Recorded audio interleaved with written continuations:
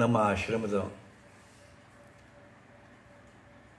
ಯೋಗಮುಖಿ ಎಂಬ ಯೂಟ್ಯೂಬ್ ವಾಹಿನಿಯ ವೀಕ್ಷಕ ಹಾಗೂ ಸಾಧಕ ಬಂಧುಗಳಿಗೆ ನನ್ನ ನಮನಗಳು. ಶರಣಾರ್ಥಿ. ನಿಮಗೆ ಗೊತ್ತಿರಲಿ ಆತ್ಮೀಯರೇ, ನಾನು ಸುಮಾರು 47 ವರ್ಷಗಳ ಕಾಲ ನನ್ನ ಅಜ್ಜಿ ಮತ್ತು ಕೆಲವು ಸ್ವಾಮಿಗಳು, ನಾನು ಮಠಮಾನೆಗಳಲ್ಲಿ ಬೆಳೆದು ಬಂದಾಗ ಪಡೆದುಕೊಂಡಂಥ ಸ್ವಾಮಿಗಳಿಂದ ಆಯುರ್ವೇದ ಚಿಕಿತ್ಸೆಗಳು, ಅದರ ಜೊತೆಗೆ ಅನೇಕ ಆಯುರ್ವೇದ ಭಿಷಕ್, ಆನಂತರ ಅನೇಕ ಪರಂಪರಾಗತ ವಿದ್ಯೆಗಳನ್ನು, ಸಾಂಪ್ರದಾಯಿಕ ಚಿಕಿತ್ಸಾ ಪದ್ಧತಿಗಳನ್ನು ಮತ್ತು ಗೃಹಮೂಲಿಕೆಗಳನ್ನು ಎಲ್ಲ ಅತ್ಯಂತ ಕರಾರುವಾಕ್ಕಾಗಿ ಅಧ್ಯಯನ ಮಾಡಿ 47 ವರ್ಷ ಸಾವಿರಾರು ಜನ ರೋಗಿಗಳು ಅಂತ ಅನ್ನಬಾರ್ದು, ಆರೋಗ್ಯವನ್ನು ಬಯಸಿ ಬಂದಂಥ ಸಾಧಕರಿಗೆ ನಾನು ಚಿಕಿತ್ಸೆಯನ್ನು ನೀಡಿದ್ದೀನಿ. ದೈವಿ ಕೃಪೆ ನನಗೆ ಹೆಮ್ಮೆ ಅನಿಸುತ್ತೆ. 98% ಜನರಿಗೆ ನನ್ನ ಚಿಕಿತ್ಸೆ ಫಲಕಾರಿಯಾಗಿತ್ತು. 98% ಜನರಿಗೆ ಎಲ್ಲೋ ಒಂದಿಷ್ಟು ಫೇಲ್ ಆಗಿದ್ದು. ನಾನು ಬಳಸೋದೇನು? ಆಯುರ್ವೇದ ಗಿಡಮೂಲಿಕೆಗಳು, ನಾನೇ ತಯಾರು ಮಾಡಿದಂಥ ವನೌಷಧಿಗಳು, ರಸಗಳು, ಕೆಲವು ಕಾಡು ರೀತಿಯೊಳಗೆ ತಯಾರು ಮಾಡಿದಂಥ ಗುಳಿಗೆಗಳು, ಹೆಚ್ಚಾಗಿ ಹಣ್ಣು ಹಂಪಲುಗಳು, ತಪ್ಪಲು ಪಲ್ಯಗಳು, ಆನಂತರ ತಾಜಾ ತರಕಾರಿಗಳಿಂದ, ಹಣ್ಣು ಹಂಪಲುಗಳಿಂದ, ತಪ್ಪಲು ಪಲ್ಯಗಳಿಂದ, ಆನಂತರ ಗರಿಕೆ ಬೀದಿಗಳಲ್ಲಿ ಎಲ್ಲಿ ಬೇಕಲ್ಲಿ ಸಿಗತಕ್ಕಂಥ ಹೊಲಸು ಏರಿಯಾದಲ್ಲಿ ಬೆಳೆದಂಥ ಕೆಲವು ಅದ್ಭುತವಾದ ವನಮೂಲಿಕೆಗಳನ್ನು ನಾನು ಕಲಿತಿದ್ದ ಕಾರಣ ಅವನು ಬಳಸಿಕೊಂಡು ನಾನು ಅತ್ಯಂತ ಫೇಮಸ್ ಆಗಿದ್ದೆ. ಅದನ್ನೆಲ್ಲ ಹೇಳ್ತಾ ಹೋದರೆ ಭಾಳ ಇದಾಗುತ್ತೆ. ಈ ಪೀಠಿಗೆ ಬೇಡ.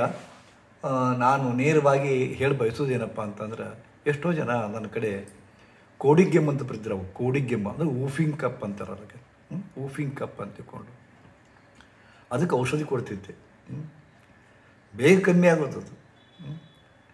ಅದನ್ನು ನೆನಪಿಸ್ಕೊಂಡು ನೆನ್ನೆ ಒಬ್ಬರು ವೀರಭದ್ರಪ್ಪ ಶೀರಿ ಅಂತ ತಿಳ್ಕೊಂಡು ನಿವೃತ್ತ ಕಾರ್ಯನಿರ್ವಾಹಕ ಅಭಿಯಂತರವರು, retired executive engineer of UKP Almatti, ಅವರು ನನ್ನ ನೆನಪಿಸಿಕೊಟ್ರು. ಯಾರ್ಯಾರೋ ಏನೇನೋ ಯೂಟ್ಯೂಬ್ನಾಗ ಇದನ್ನು ಚಿಕಿತ್ಸೆ ಬಗ್ಗೆ ಹೇಳ್ತಾರೆ, ನೀವು ಯಾಕೆ ಹೇಳಬಾರ್ದು ಅಂತ ತಿಳ್ಕೊಂಡು ಎಲ್ಲರೂ ಹಾಕ್ತಾರೆ. ಮತ್ತು ಸುಮ್ಮನೆ ನಂದು ಹಾಕುವುದೇನದ ನಾ ಬಿಟ್ಟಿದ್ದೆ. ಆದರೆ ಅವರು ಕೆಲವು ಪ್ರೋತ್ಸಾಹ ಮಾತುಗಳನ್ನ ಹೇಳಿ ಇವತ್ತು ನನಗೆ ಹುರಿದುಂಬಿಸಿದ್ದಕ್ಕೆ ಅವರ ಒಂದು ಪ್ರೋತ್ಸಾಹದಿಂದ ಇವತ್ತು ನಿಮ್ಮ ಮುಂದೆ ಕೆಲವೊಂದು ಮಾಹಿತಿಗಳನ್ನು ಕೊಡ್ತಾ ಇದ್ದೀನಿ. ಏನಪ್ಪ ಅಂದರೆ, ನಾನು ಹೇಳಿದ್ನಲ್ಲ, ಕೋಡಿಗೆಮ್ಮಿಗೆ ಅಥವಾ ಒಣ ಕೆಮ್ಮಿಗೆ ಅಥವಾ ಗಂಟಲು ನೋವಿಗೆ, ಈ ಥರ ಗಂಟಲಿಗೆ ಸಂಬಂಧಿಸಿದಂಥ ಶ್ವಾಸಕೋಶಕ್ಕೆ ಸಂಬಂಧಿಸಿದಂಥ ವ್ಯಾಧಿಗಳಿಗೆ ನಾನು ಕೆಲವು ಫಲಕಾರಿ ಫಲದ ಮೂಲಕ ಕೊಡ್ತಕ್ಕಂಥ ಔಷಧಿಗಳನ್ನ, ಅದರಾಗ ಒಂದು ನನಗೆ ಅತ್ಯಂತ ಪರಿಣಾಮಕಾರಿ ಚಿಕಿತ್ಸೆಯನ್ನು ಕೊಡಿಸಿದ್ದಪ್ಪ ಅಂತಂದ್ರೆ ಪೇರ್ಲಕಾಯಿ ಅಮೃತ ಅಂತಾರೆ. ಪೇರ್ಲಕಾಯಿ ಒಳಗೆ ಭಾಳ ಅದ್ಭುತ ಶಕ್ತಿ ಅದ ರೀ, ನಿಮ್ಗೆ ಗೊತ್ತಿಲ್ಲ. ಅದು ತಪ್ಪಲಿನೊಳಗೂ ಶಕ್ತಿ ಅದ. ಆ ತಪ್ಪಲಿನ ಕಷಾಯ ಕುಡಿದು ಎಷ್ಟೋ ರೋಗ ಹೋಗ್ಕೊ ನಿಮ್ಗೆ ಗೊತ್ತಿಲ್ಲ.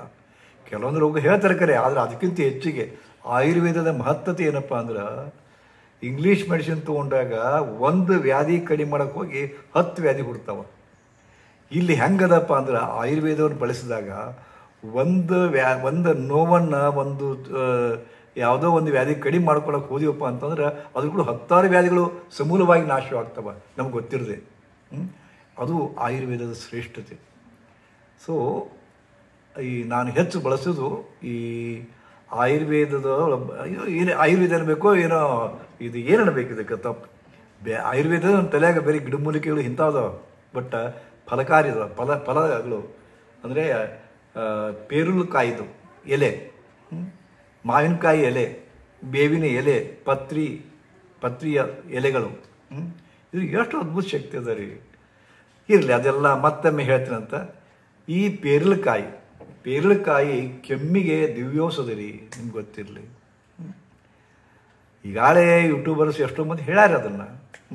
ಆದರೆ ಅವರು ಹೊಸ ವಿಜ್ಞಾನದ ಮೂಲಕ ಅಂದ್ರೆ ಅವರು ಪೇರುಕಾಯಿಯನ್ನು ಗ್ಯಾಸ್ ಮೇಲೆ ಸುಡೋದನ್ನು ತೋರಿಸ್ತಾರೆ. ಅವರು ಈ ಥರ ಸುಡಬೇಕು, ಇದು ಮಾಡಬೇಕಂತ ಹೇಳ್ತಾರೆ. ಹೌದಾ? ಬೇಡ. ಪೇರುಕಾಯಿ ತಗೋರಿ, ಬೆಂಕಿ ಮೇಲೆ ಸುಡ್ರಿ. ಬೆಂಕಿ ಮೇಲೆ ಸುಡ್ರಿ. ಬೆಂಕಿ ಮೇಲೆ ಚೆನ್ನಾಗಿ ಸುಡ್ರಿ. ಅದನ್ನು ಮೇಲಿನ ಇದನ್ನು ಲೇಯರನ್ನು ತೆಗೀರಿ. ಈಗ ಹೆಂಗೆ ಬದ್ನಿಕಾಯಿ ಸುಡ್ತೀರಿ ಗೊತ್ತದನ್ನು? ಬದ್ನಿಕಾಯಿ ಚಟ್ನಿ ಮಾಡ್ತಿರಲ್ಲ, ಬದ್ನಿಕಾಯಿ ಸುಟ್ಟಂಗನ ಪೇರುಕಾಯಿ ಸುಡ್ರಿ. ಅದನ್ನು ಮೇಲಿಂದ ಎಲ್ಲ ಸುಲಿದು ಸಣ್ಣ ಸಣ್ಣ ಪೀಸ್ ಮಾಡಿರಿ. ಅದರ ಮೇಲೆ ಸ್ವಲ್ಪ ಸ್ವಲ್ಪ ಉಪ್ಪು ಮತ್ತು ಮೆಣಸಿನ ಪುಡಿ. ಆನಂತರ ಸ್ವಲ್ಪ ಉಪ್ಪು ಅಂದಾಗ ಸೈಂಧವ ಲವಣ ಅನ್ಬೇಕು. ಸೈಂಧವ ಲವಣದ ಉಪ್ಪಿನ ಪುಡಿ ಅಥವಾ ರಾಕ್ ಸಾಲ್ಟದ್ದು, ಯೂಸ್ವಲಿ ಸೀ ಸಾಲ್ಟದ್ದು ಇದನ್ನಾರು ಹಾಕ್ಬೋದು. ಈ ಮೂರೊಳಗೆ ಒಂದು ಸೀ ಸಾಲ್ಟರ್ ಹಾಕಿರಿ, ಸೈಂಧವ ಲವಣ ಹಾಕಿರಿ, ಪುಡಿಯನ್ನು ಮಾಡಿ ಅದ್ರ ಮೇಲೆ ಉದುರಿಸ್ಬೇಕು. ಆಮೇಲೆ ಮೆಣಸಿನ ಪುಡಿ ಹಾಕಬೇಕು. ಇದನ್ನು ತಿನ್ನಿರಿ. ಕೇವಲ 5 ದಿವಸ ತಿಂದು ನೋಡ್ರಿ ಎಷ್ಟು ಅದ್ಭುತ ಪರಿಣಾಮ ನೀವೇ ನೋಡ್ಕೊತೀರಿ. ಅವಾಗ ನೀವು ಇದನ್ನು ಪ್ರಶ್ನೆ ಹಾಕ್ತೀರಿ, ಗುರುಜಿ ಇದ್ರ ಬಗ್ಗೆ ಸ್ವಲ್ಪ ನೀವು ವಿಡಿಯೋದಾಗ ತೋರಿಸಿದ್ರೆ ಚೆನ್ನಾಗಿತ್ತು. ಏನು ತೋರಿಸ್ಬೇಕ್ರಿ?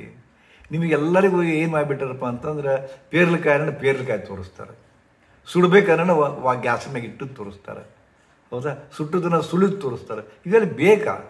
ಗೊತ್ತಾಗೋದಿಲ್ಲ. ಇನ್ನು ಪೇರ್ಲಕಾಯಿ ತಗೋರಿ, ಬೆಂಕಿಯೊಳಗೆ ಸುಡ್ರಿ, ಅದನ್ನು ಮ್ಯಾಗಿನ ಲೇಯರ್ ತೆಗೆದು ಪೀಸ್ ಮಾಡಿ ಸ್ವಲ್ಪ ಉಪ್ಪು ಮತ್ತು ಮೆಣಸಿನ ಪುಡಿ ಹಾಕ್ರಿ ಅಂದ್ರೆ ಇದನ್ನೆಲ್ಲ ತೋರಿಸ್ಬೇಕೇನ್ರಿ? ನಮ್ಮ ತಲೆಗೆ ಮಂಕ್ ಹಿಡಿಸ್ಬಿಟ್ಟಾರ ತೋರಿಸಿ. ಒಂದು ಹಂತ ಇರ್ತದೆ. A for apple, B for bat ಅಂತಿಕೊಂಡು ಮೊದಲು ಕಲಿಬೇಕಾದಾಗ ಅದನ್ನು ಎಮ್ಮೆಗೆ ಬಂದಾಗೂ ಅದನ್ನು ನಾವು ಕಲ್ತ್ರಿ ಏನು ಮಾಡಿದ್ರಿ? ಅದನ್ನೆಲ್ಲ ದಯವಿಟ್ಟು ಬಿಡ್ರಿ. ನಮ್ಮ ಗ್ರಹಣ ಶಕ್ತಿಯನ್ನು ಚೇತೋಹಾರಿ ಮಾಡ್ಕೋರಿ. ಆ್ಯಕ್ಚುಲಿ ಮತ್ತೊಮ್ಮೆ ಹೇಳ್ತೀನಿ, ಒಂದು ಪೇರು ಅದರ ಬೆಂಕಿಯೊಳಗೆ ಸುಡ್ರಿ, ಮೇಲಿನ ಲೇಯರ್ ತೆಗೀರಿ, ಸಣ್ಣ ಸಣ್ಣ ಪೀಸ್ ಮಾಡಿರಿ. ಆನಂತರ ಅದನ್ನ ಯಾವುದರ ಉಪ್ಪು ಅಂದರೆ ಕಲ್ಲುಪ್ಪು ಆಗಲಿ, ಪಾದರ ಲವಣ ಅಥವಾ ಸೈಂಧವ ಲವಣ ಅಂತೀವಲ್ಲ, ಪಾದರ ಲವಣಕ್ಕೆ red salt, black salt, rock ಇವೆಲ್ಲ ಅಂತಾರಲ್ಲ, ಯಾವುದೇ ಉಪ್ಪು ಶ್ರೇಷ್ಠ ಅಂತ ಸೈಂಧವ ಲವಣ ಅಥವಾ ಇದು ಸೀ ಸಾಲ್ಟ್, ಇದರ ಪುಡಿಯನ್ನು ಮತ್ತು ಮೆಣಸಿನ ಪುಡಿಯನ್ನು ಹಾಕಿ ತಿನ್ನಿರಿ. 5 ದಿವಸ ತಿನ್ನಿರಿ. ಪುಕ್ಕಟಿಯಾಗಿ ನಾ ಹೇಳ್ತೀನಿ, ಪುಕ್ಕಟಿಯಾಗಿ ನೀವು ಕೇಳ್ತೀರಿ. ಇದಕ್ಕೆ ಬೆಲೆ ಕೊಡೋದಿಲ್ಲ. ನಿಮಗೆ ಶಂಕದಿಂದ ಬಂದದ್ದು ತೀರ್ಥ ಆಗ್ಬೇಕು ಅಂದ್ಕೊಂಡು ಇದನ್ನು ಮಾಡಿ ಒಂದು ಮಿಕ್ಸಿ ಮಾಡಿ ಇದನ್ನು ಮಾಡಿ ಒಂದಿಟ್ಟು ಪ್ರಿಸರ್ವೇಟಿವ್ ಹಾಕಿ ಕೊಟ್ರಪ್ಪ ಅಂತಂದ್ರೆ 250 ರೂಪಾಯಿ ಕೊಟ್ರಪ್ಪ ಅಂತಂದ್ರೆ ನೀವು ಕುಡಿದು ಚಲೋ ಆಯ್ತು ನೋಡಂತೀರಿ ನೀವು. ಅದ ಕಾರಣ ನೇರವಾಗಿ ತಗೋರಿ. ನಿಸರ್ಗ ಹೆಂಗೆ ಕೊಟ್ಟದ್ದು ಹಂಗೆ ತೋರಿ, ಸ್ವಲ್ಪ ಮಾರ್ಪಾಡು ಮಾಡ್ಕೋರಿ. ಅದ್ರ ಸ್ವಲ್ಪ ಸುಡ್ರಿ. ಸುಟ್ಟಾಗ ಅದ್ರೊಳಗೆ ಒಂದು ಶಕ್ತಿ ಬರ್ತದೆ. ಇದು ಯಾಕೆ ಮಾಡಬಾರ್ದು? ನಿಮಗೆ ಕಮ್ಮಿ ಆದಾಗ ನನಗೊಂದಿಷ್ಟು ಮಾಹಿತಿ ಕೊಡ್ರಿ. ನನಗೆ ಕಮ್ಮಿ ಆಯಿತು ತೊಗೊಂಡಿದ್ದಕ್ಕೆ ಅಂದ್ಕೊಂಡು. ಇದು ಮುಖ್ಯವಾಗಿ ಒಣಕೆಮ್ಮು, ಹಳೆಯ ಕಾಲದ ಕೆಮ್ಮು ಅಥವಾ ಗಂಟಲು ನೋವು ಸಹಿತ ಕೆಮ್ಮು.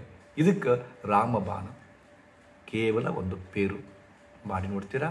ಶ್ರೀ ಗುರುದೇವ್.